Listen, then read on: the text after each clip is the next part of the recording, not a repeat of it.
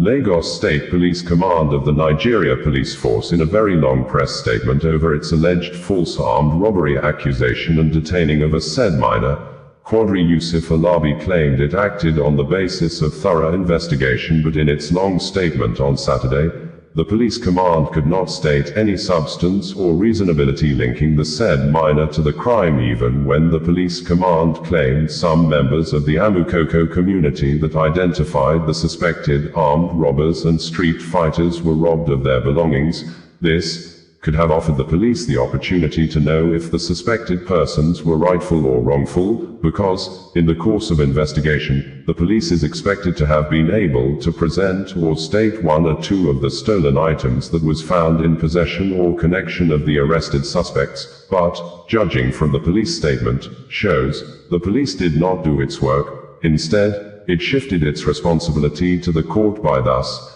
packing a group of apparent innocent people to the court, for the court to decide for itself if the suspects are really what the police think they are.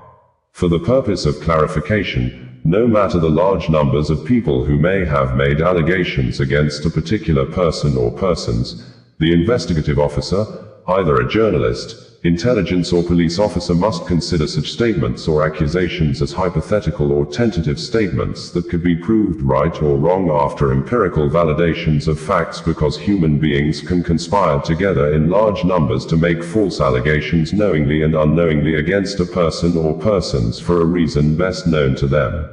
Also, criminally minded people do lobby or coordinate people to deliberately make false accusations against their perceived enemy or enemies. This may explain why an investigative officer must be above board in the course of investigation by thus coming out with substance or reasonability beyond mere statements. Details of the Lagos State Police Command press release is signed and made available by its spokesperson, Benjamin Hunde, and reads verbatim below.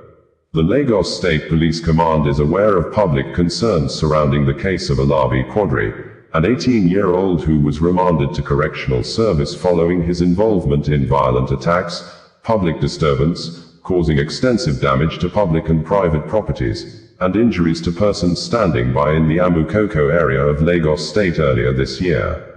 2. On January 22, 2025 to be precise, a serious breach of public peace and extensive damage to public and private properties occurred in Amukoko when groups of youths engaged in violent confrontations that escalated into street fights for all, causing widespread violence, panic, and chaos. During the chaos, a number of innocent passers-by were reported to have been robbed and injured.